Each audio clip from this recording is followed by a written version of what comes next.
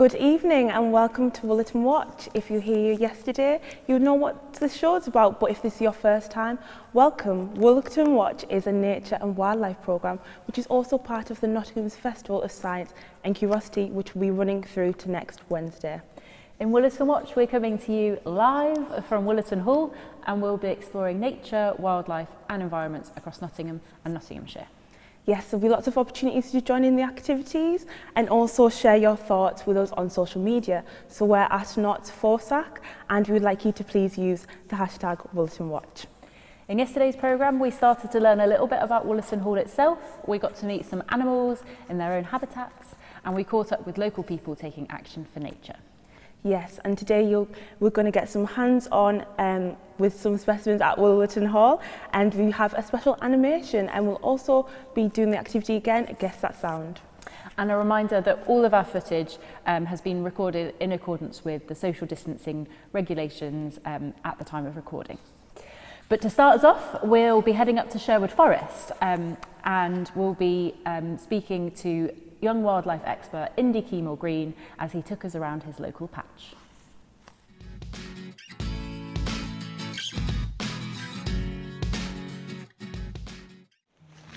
So I'm now 15 years old and I've grown up in a house just maybe a 5-minute walk from where I am now, and this entire ginormous forest was my playground when I grew up, and to be honest it still is now. But I'm really passionate about some of the amazing trees we've got in the forest. And Sherwood Forest has the largest collection of ancient oaks in Western Europe, with a whopping 997 ancient oaks, and that's oaks that are over 400 years old. And the classic saying is with oaks that they take 300 years to grow, 300 years to live, and then 300 years to die, so they can live absolutely hundreds of years, a lot older than you. And we've got the largest collection in Western Europe here, so this, like I said, has been my playground, and it's been the best playground ever, and I absolutely love this place.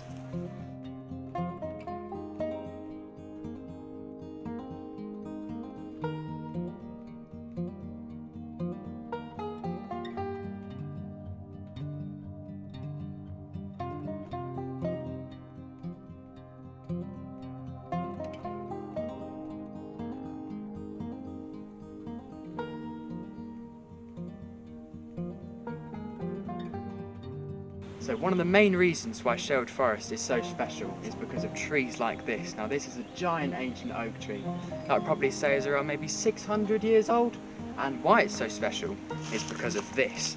And although it may just look like soil, this is actually the dead wood that's rotted down from inside this very tree, and roughly maybe 250 species of insects can actually benefit from this heart rot here. And what they'll do basically is they'll live inside this tree, living and crawling around this, what I like to think of beetle cake. And then they'll just live as a small larvae, maybe for a couple of years, maybe 1 or 2, or maybe even just a month. And unfortunately they'll only come out and live for maybe a beetle or a moth or a fly or something, maybe just a week, maybe a little bit longer. But that is their season fulfilled, and it's just in trees like this. And what we are doing is, because we have a lot of trees like this, which is obviously why Sherwood is so special, and a lot of trees that are a lot younger than this, so there's a bit of an age gap between the two. But what we are doing, if you pan up and look at the top of this gorgeous tree, you can see there's a giant metal band, which, as you can see, without that band, this whole dead left side of the tree would just fall away and expose all of this heart rot, which is so precious to Sherwood. So that's this enormously special tree, and that's why I love it.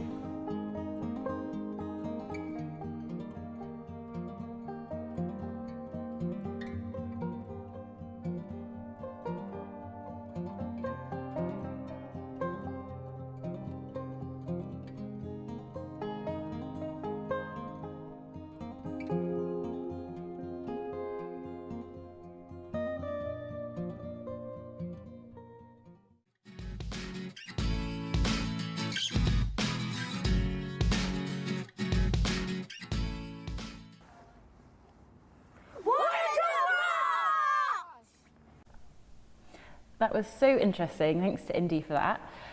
One of the most interesting things that he was talking about was how Sherwood Forest has the largest collection of ancient oaks in Western Europe. Such an amazing thing for us to have on our doorstep. Yes, I totally agree, and it was so lovely to hear about the oak trees. I didn't know that apparently they live for 300 years, and they grow for 300 years, then live for 300 years, and then actually die. So that's really fascinating to hear about that. Definitely.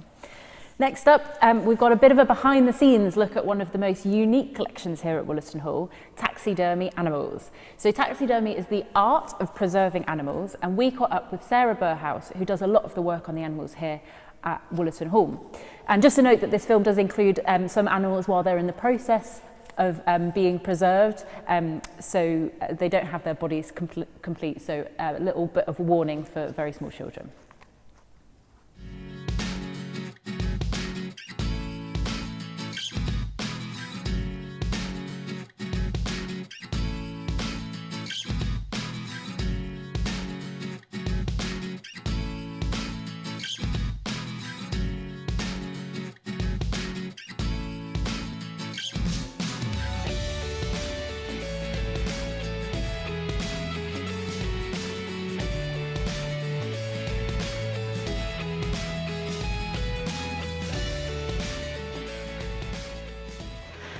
So my name is Sarah Burhouse and I'm a taxidermist here. I'm a freelance taxidermist, which means that I do a lot of private work at home, so people will bring me their pets and old pieces of taxidermy that they have for me to fix, and I'll do that at home, but I also have this workshop here where I work on the collection. As you can see, I've been working on this giraffe. It's not actually finished, so the reason why we started working on it was because when the heating came back on after the boiler had been broken, it split open, and so all down the back its skin had split open, and we had to take everything out from the inside, and that included its skull. This isn't its skull, but this is a giraffe skull. So this is actually hollow, and we're just sort of slowly fixing it. So its horns are split at the top, and we fixed that. Its eye was missing, we fixed that, and some of its face was ripped open. So it's a work in progress, but there's that. And so that's the kind of thing that we do here. We've currently got the redevelopment going on in the galleries, so every couple of months I get given a new bunch of animals to fix, like this tiger here that we're fixing at the moment. So with this tiger, its chin had fallen off, so for that we've taken its head off. Chris Orgill's actually working on this, so he is my predecessor. So he's taken the head off and he's going to hydrate the skin. He's taken all the stuff in from the inside like we did with this, and then he'll sort of stitch it back together. So we have 750,000 specimens here. We have some very important specimens like the shoe bill. So that's up in the bird gallery at the moment at one end of the timeline, and then at the other end of the timeline we've got the penguin, which we did last year. We've got a lot of things that other museums don't have. So we have the Len Wild dioramas. In the 50s he did most of those. So they're like big cases where he's painted the background, and then it's got in the foreground it's got the mounts, and you do see that in other museums like the American Natural History Museum that have really big ones, but you don't see as many small ones as we have. So I can't think of another museum I've been to that's got a collection like that. So what did they used to use and what do they use now? So for example with this there was what looks like a floorboard running the length of it. They used the skull inside, which they don't do so much now, and it was like hay and wood wool and cement and stuff like that. So nowadays I use blue foam. So we've got several different things here. So this is the old-fashioned way of making a bird body. This is a moorhen, so it's wood wool that's been bound using the measurements of the real body that you've taken out of the skin. So that's the old-fashioned way, but a lot of my friends that are taxidermists still use this way and they swear by it. I don't. You can buy, this is for a female goshawk. You can buy commercial forms like this. I also don't do that because you haven't got the measurements from the body to make the form. So what I use is this blue foam stuff. It's a polyurethane foam, and I take all of the measurements from the carcass that I've taken out, draw around it, and use calipers to take the measurements and make it exactly the same as what I've taken out.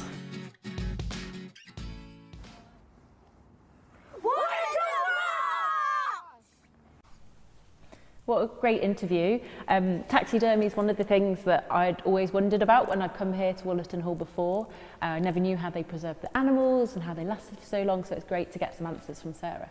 Yes, I agree, and it's great to see how it's like evolved over time, and how the way they do it now has not always been the way that they've done it before. Yeah, definitely. I mean, if people at home have been to Wollaton Hall before and there's seen George the gorilla upstairs, he's preserved in this really kind of intimidating pose, and that's not the way that taxidermists would preserve animals. These days, they make them much more in their natural kind of habitats. Next up, we've got our Guess That Sound activity. So yesterday we had a leopard, so let's hear the sound that we've got today. That is a really good one. Can we hear it again, please?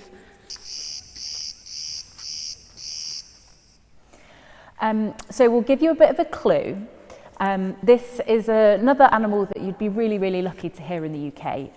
There's actually only one type of this animal that's native to the UK, and it's been declining in recent years. And the last recording of the animal was actually 21 years ago, in the year 2000. So you'll be really lucky if you've heard this before, but maybe you might have heard it being on holiday or something like that. Yeah, it is a difficult one. So get your thinking caps on, and after the break, we'll let you know what the answer is. We'll see you after the break.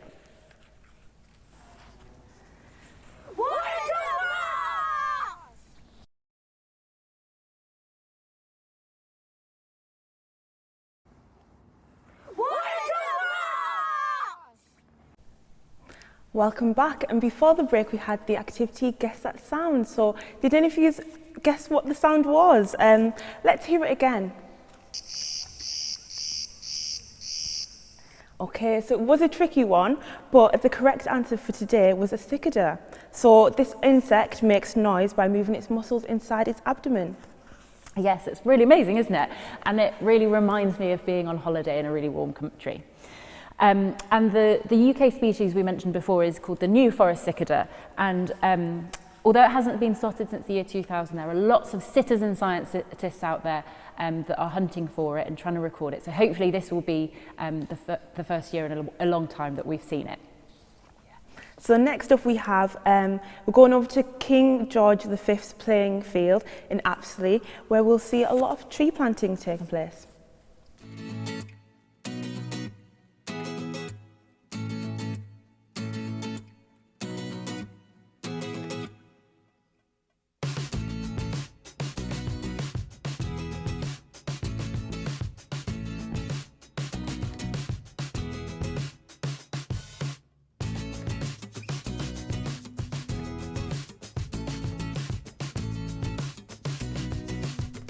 On a chilly wintry day in November, we went over to King George V playing fields in Astley. We caught up with a group of volunteers who were doing something very special for wildlife. They were planting trees.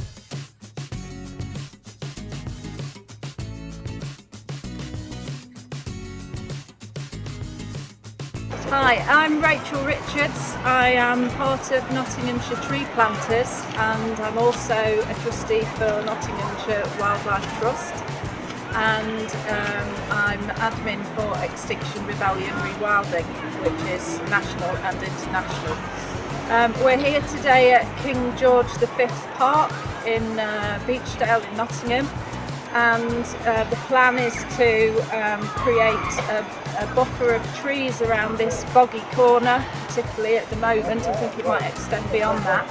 Today I'm planting a hazel plug, lots of hazel plugs in this area because hazels like getting their feet wet. So the hazels will grow really well in this place. The reason why I'm really enjoying the tree planting in Nottingham is because the wider picture is to create a green corridor through the city, which will really help with rising temperatures and global warming. Okay, so I've removed the turf and planted the hazel in the soil, and then I'm removing all the grass because we don't want to have the competition as the trees grow, and then I'm putting on some dead leaves to act as a mulch. I'm Sarah Manton and I'm an artist, but in the winter time I'm a tree planter. I'm responsible with Robin Hood, actual Robin Hood from Nottingham, for the People's Forest, and particularly Sherwood People's Forest, where we're reforesting the city, introducing different kinds of habitats to increase that biodiversity and increasing the tree canopy for the city. I'm here today as part of the volunteers that have come to help the City Council out with tree planting. There's quite a few of us from Nottingham Open Spaces Forum, which is all the volunteer gardeners in the city, Nottinghamshire tree planters as well, and I've brought an oak with me, which is a very, very tiny oak. We brought 100 of them from Maylor Forest, which was it's on the border of Wales and England, as part of an Oaks for Nottingham campaign. So 1,000 people in the city have got oaks to plant in various different places. So this is a tiny weedy one. The oaks we're planting as part of the spiral are 3 metres high, so they're much, much older. This one's about a year and a half old, possibly 2 years old, we're not quite sure. But they're varying sizes between that and a metre high. But the ones we're planting for the People's Forest are 3 metres high, so they're quite impressive, tall trees already for the children to see. But even they're only 10 years old, so this one's going to take a long, long time to be established. We are planting a series of trees out from the castle. When the castle is redeveloped in 2021, there will be a main oak tree and then a spiral of oak trees that go out through forest schools, community gardens, etc., all the way back to the major oak in Sherwood Forest. And the idea is that it's about a 100-year plan. Eventually there'll be another Sherwood Forest again. I'm Martin, I'm chair of the Nottingham Open Spaces Forum, and I'm also part of the Notts Wildlife Trust, and as part of that, chair of something called the Nottingham Urban Wildlife Scheme. What we're about really is making the city green again rather than grey, reconnecting the people with nature because it's good for them and it's good for nature, and tackling the crises of climate change and ecological disaster basically. And all of those seem like really big threats, but everybody can help a little just by planting trees, putting a pond in their garden. There's hundreds of things that we can do. It's not like it's an enormous task. The solution will depend on thousands of us doing little things. So we're planting trees today because without doing things like this, we're heading the wrong way, aren't we? So we've got to plant trees for wildlife, for insect pollinators, homes for wildlife. We're losing trees at a huge rate, and we've got to do something to rewild parks, open spaces, because there's not enough trees being planted. Traditionally, parks have had wide open spaces for sport and leisure and everything like that. Whilst that is a big use of the parks, we still need to get in biodiversity, the aesthetics of trees, and just increase people's awareness of how good trees are for the environment and the planet. Today we're planting a mixture of native pioneer species. We're going for trees like hazel and birch, which are going to grow very rapidly. These will give cover so that in the next few years we can plant the more dominant species of oaks and ashes and things like that under the cover of the hazels and the birch. All trees of whatever species, as long as they're native, are going to bring in wildlife to the site. So hopefully the extra wildlife on the site will be appreciated by the residents and the visitors to the park. These are hazel as well, so across the site there's a mix of native species. So yeah, we're renaturalising this tiny little thing.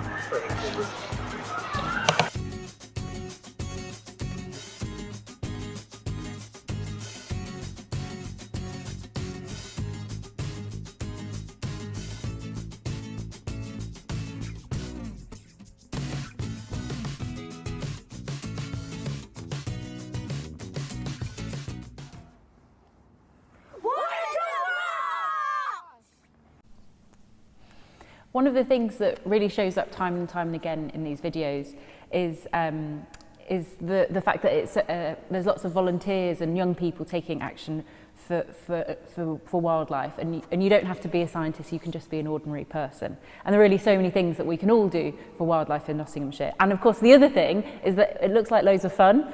All of the tree planters that we've filmed so far were all looking really cheery, even though they were outside in the winter days. Yeah, and if we think about what Indy said earlier, these oak trees will probably live around for like 900 years. That is a long time. So the trees that the volunteers planted in November will probably be there for a very, very long time. Yeah, so it would be 2,900. What an amazing legacy for us to be leaving on our county. Good luck to all the tree planters out there. Next up we have Louise's Adventures, where we will be showing some grass snakes in Nottingham.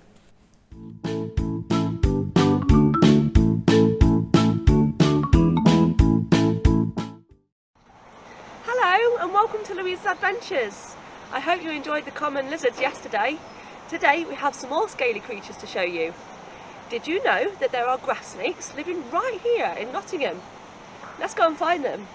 This is a grass snake, which is the UK's largest snake. They can reach over 1 metre long and can live for up to 25 years. They can often be confused with the venomous adder. But don't worry, these snakes aren't venomous, they're completely harmless. Here are some baby snakes. There's lots of them here. How many can you count?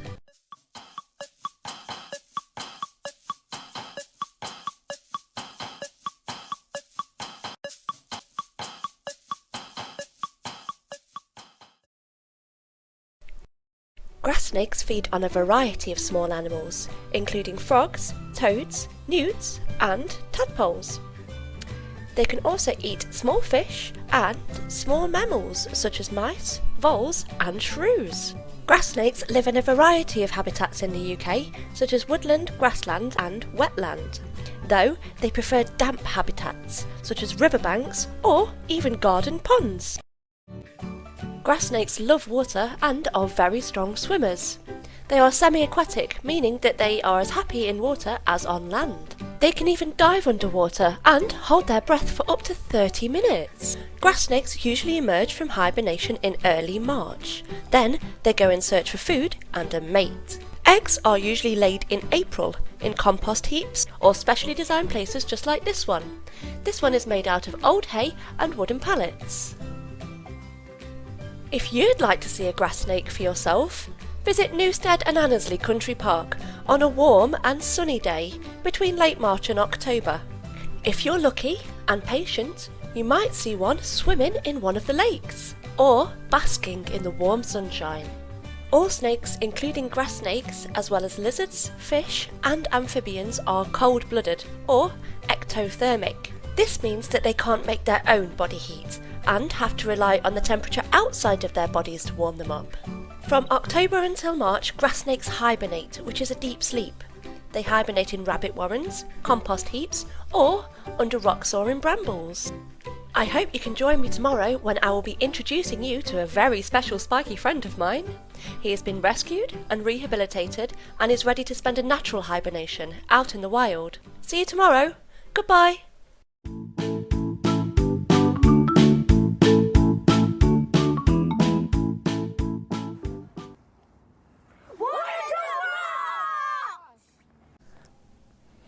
It's probably a little bit cold outside for the snakes at the moment. They're most definitely hibernating, so you won't be able to see them at the moment. Yes, but coming up after the break, we'll be learning about some specimens that we've gathered for you today.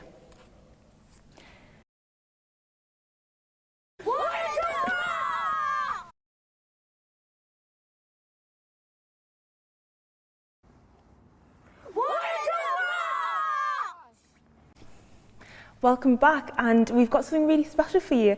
We've got some specimens from the collection here at the Natural History Museum, and we're going to have the opportunity to share them with you.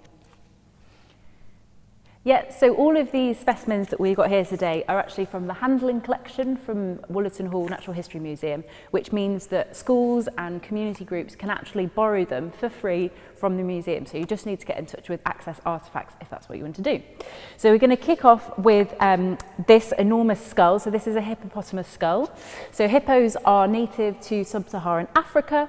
They're actually amongst the most dangerous animals in the world because of their aggressive nature, and they're also really unpredictable. What's really interesting is that they, although they're so big, they can actually reach speeds of 30 kilometers per hour, but they can't maintain them for very long, so they can only do short sprints. They're unfortunately threatened by habitat loss and also poaching for their meat and for their ivory. So what do we know about this skull in particular? So we were asking the curators here earlier, and this skull we think is probably a male, and that's because of the size of the skull and also the size of the tusks. So next up we've got a whale vertebrae.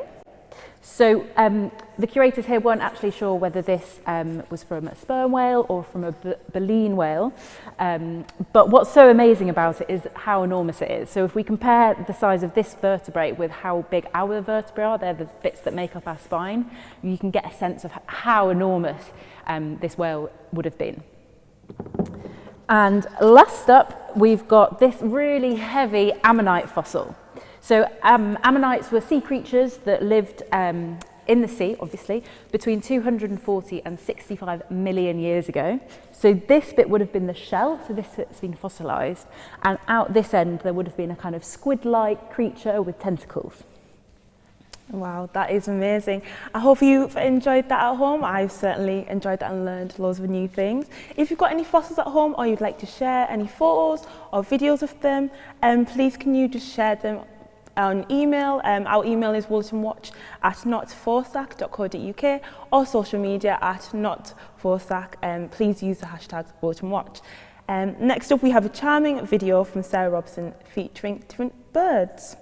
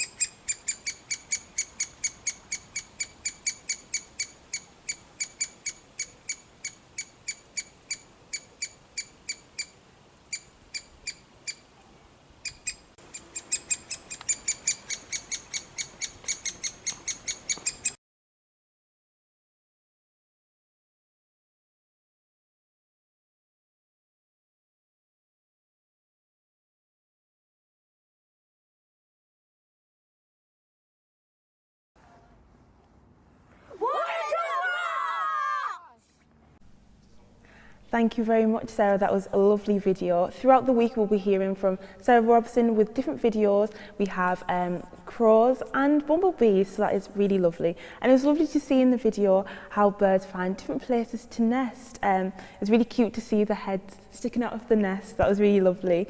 And please let us know if you've seen any other places that you've seen birds nesting, and if you have any videos, please send them through. How's our map looking today? Yes, so let's catch up with our map. So these are the little areas that we looked at yesterday. So we started off today up in Sherwood Forest with Indy. You can see that we've got our major oak right pride of place in the middle of our map, so we'll stick Sherwood Forest on there. Then we headed over to King George V playing fields, in Astley. So there's getting pretty busy around here, but that's kind of in North Nottingham City. Louise's adventures, she was also up in Newstead and Annesley Country Park, which is probably somewhere around here. So that's where the grass snakes were. Later on we'll be adding some more to the map as well. So we're really looking forward to, at the end of the week, having all of this area filled. We're going to include all of your videos and photos if you send them in as well. Hopefully you'll have some really nice photos and videos of the snow. We can include those later in the week. So yeah, we'll have a really full map. Next up, we've got a video that we're really excited to be showing you. This video was made by Alfie Eden, who's been commissioned as part of some of our artist commissions for the festival this year. So Alfie worked with pupils from a primary school in Nottingham to kind of answer some questions that they had about the world around them. And the first question that they had was, what would it be like if humans had tails? So let's take a look and see what Alfie's response was.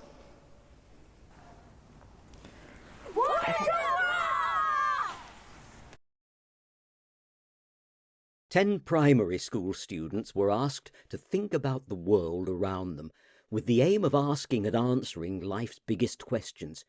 Here's what they came up with. What if humans had tails like a monkey? If humans had tails, that would be quite a sight. There'd be fat ones and thin ones and all kinds of height. We could use them to sit, we could use them to see, we could use them to swing from a branch to a tree. And what about what humans do best, dressing themselves from trousers to vests? The next biggest trend is tail fashions, you see. I wonder which styles would look better on me. Maybe a hat or a sock or a ring or a glove with gold buttons fit for a king. But what's the real reason we have none today? Evolution, it seems, is what's left us this way. We still have a tailbone, it's just tucked away at the end of our spine. It's not needed today. With a big floppy tail, our balance is off. We'd walk on 4 limbs and drink from a trough. So what do you think? Is a tail good or bad? Would having a tail make you happy or sad? It's good to be curious, it's such a great skill. Finding answers to questions can be such a thrill. So just take a minute to ponder each day and think how and why. Our great world is this way.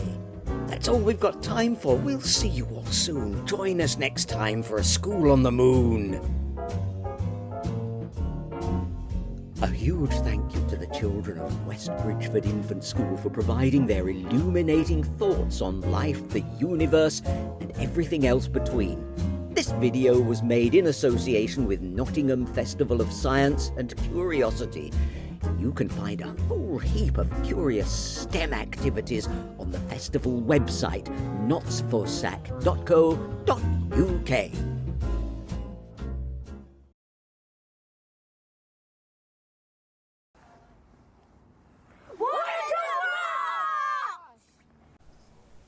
Didn't you think that was amazing? Yeah, that was fantastic.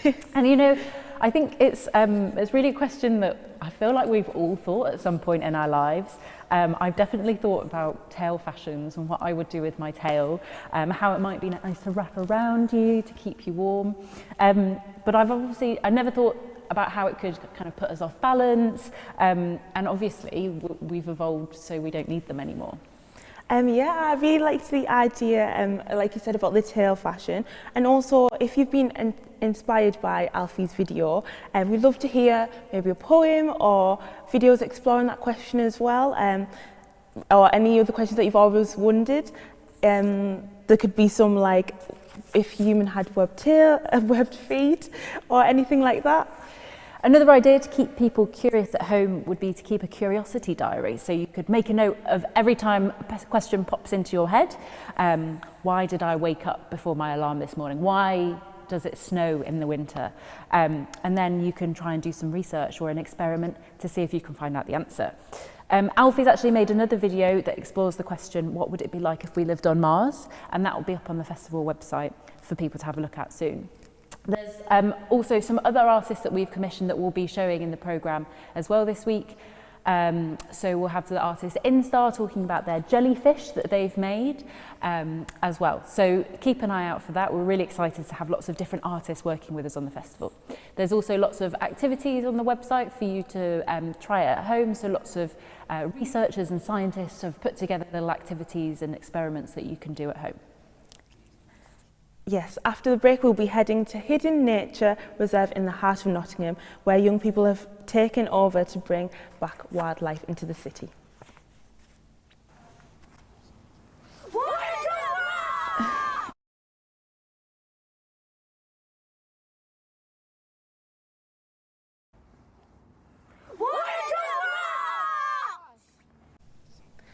Welcome back to our final part of the programme. So today we've got some great clips to show you, and just remind you we'd love to see your photos and videos too, so feel free to share them on email wollatonwatch@not4sac.co.uk or social media @not4sac, and please use the hashtag WollatonWatch. So we started off the programme today with Indy Keemall Green up in Sherwood Forest, and Indy is actually part of the Keeping It Wild group for the Nottinghamshire Wildlife Trust, which is a group of young conservation volunteers. And what's really great and really unique about this group is they actually manage their own nature reserve. So they manage the site, they make all the decisions about what they're going to plant there and what they want to change. They do all the fundraising, and of course they do all of the work themselves too. So we caught up with them to see their site and to see what it is that they do. And just a reminder that this video was again filmed in accordance with the social distancing rules at that time.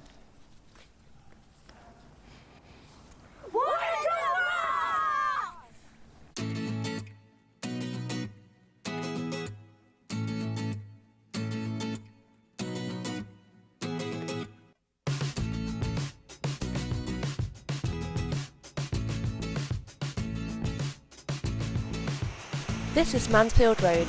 It's the big road that goes through Sherwood. You might have been to Woodthorpe Grange Park if you're from Nottingham. But did you know that there's a nature reserve just opposite here?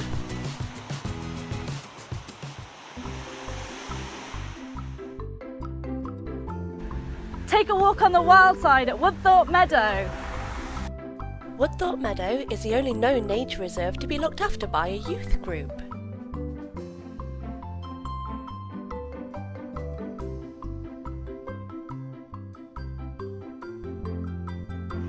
Hi, I'm Joseph, I'm from Keeping It Wild. We're here at Woodthorpe Meadow trying to help and clear the trees and make it safer and nicer for everybody.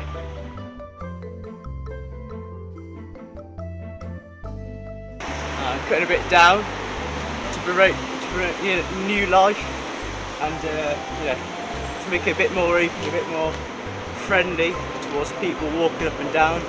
So it's not overbearing, you know what I mean? I just kind of came to Keep It Wild to help nature in a sense, and it's quite a therapeutic job to do, and it's just nice to see when everything is like clear, and it kind of, it's a sense of like achievement that you've actually benefited something. We're doing a lot of thinning works and taking out a few of the sort of dead or diseased or dangerous trees, especially so close to the path, so we can replant with newer scrub level. And then just thinning it out basically. That's another part of the job, so we can create some more space for things to grow. So here we are looking onto the meadow. It looks like a lot of grass at the moment, but in the spring and summer you'll start to see lots of different wildflower species, and as we continue to improve it you should see all sorts of wildflowers, which is great obviously for insects and bees, and then that as well helps the bird species. I've been with the group at least 4 years now. Started when I was a wildlife conservation student at Nottingham Trent. Wanted a bit more practical experience and some experience of working with young people. So I've done all sorts of things here, and it really helped me get into the sector. I'm now a ranger in Derbyshire, and I'm loving that, and I don't think I would have got that job experiences here, so I did that. We're at Woodthorpe Meadow here today, which is a nature reserve that this group specifically looks after, potentially the only nature reserve in the country looked after by a youth group. Today we're planting hedgerows and taking out a few of the bigger trees to make space for a bit more diversity for wildlife. Hi, I'm Mia, I'm 18 and I'm a member of Keeping It Wild. When I joined Keeping It Wild, I didn't really know much about wildlife and things like that, and I joined them on like a bushcraft course, and then I joined the group, and it's just so fun. I really enjoy connecting with nature and being out here and managing your own reserve. You really see the progress that it's made over the 2 years we've been doing it, and because of that I then ended up going and studying an ecology course at uni because of all the work I've been doing and everything I've learned so far. So yeah, I just do it for the enjoyment really.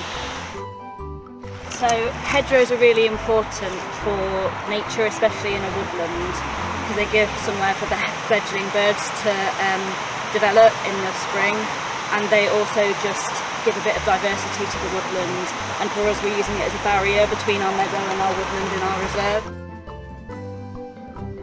I've got loads of fungi here this year, seeing all sorts of weird and wonderful mushrooms around.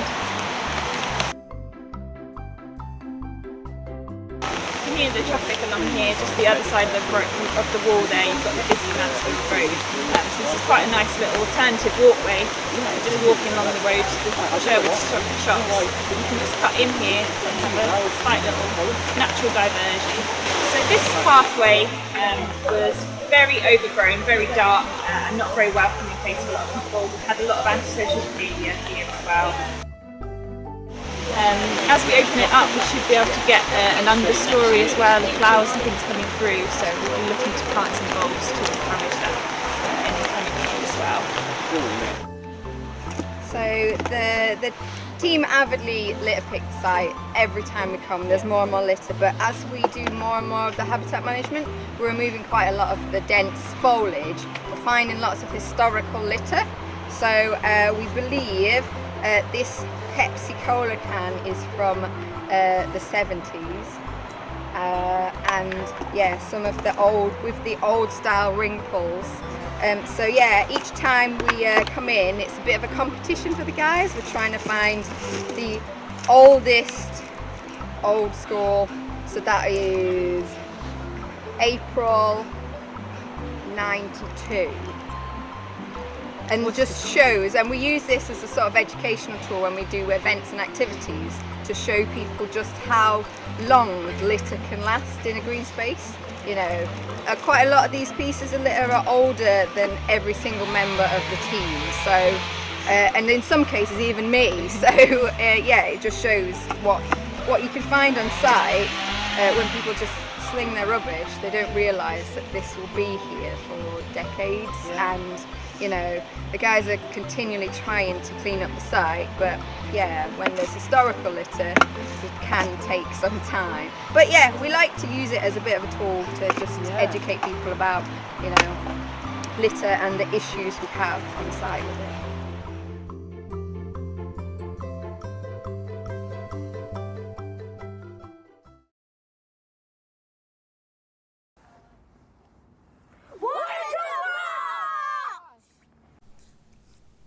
Yeah, that was so lovely to hear from the young people, and it was lovely to know that some of them had gone on to work in or study in a nature reserve because of that programme, so that was really lovely to hear. Yeah, definitely, and I'd definitely recommend going up to Woodthorpe Meadow. It's absolutely amazing to see the transformation of the space in a really short period of time. That's all as of their work.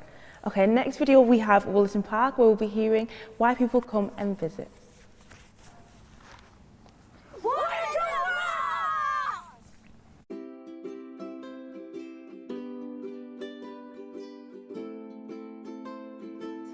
Oh, Wollaton Park, I've been coming for years, and I do the same route every time, and every time I come it's different.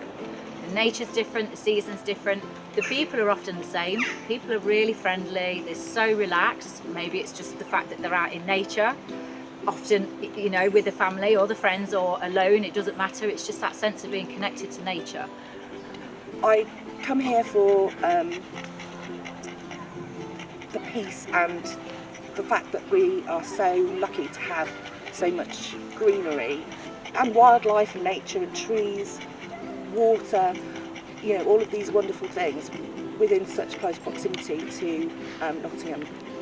I like the grounds because I find them to be a little green oasis here in Nottingham.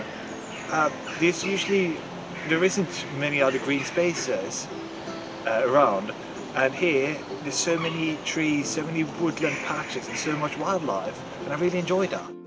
It's more interesting to walk around here than just a normal park, because you've got like the woods and the woods, the pond and everything, the hall as well, and the big grasslands as well. Yeah, I go running here quite a lot as well. It's more interesting. I like coming here first thing in the morning. We're walking or cycling. It's a great place to clear the head. I come here to study as well. I try and find a decent proper beach to sit under and sit and do my coursework with a glass of coffee. Nice people here. It's a nice place in general, really.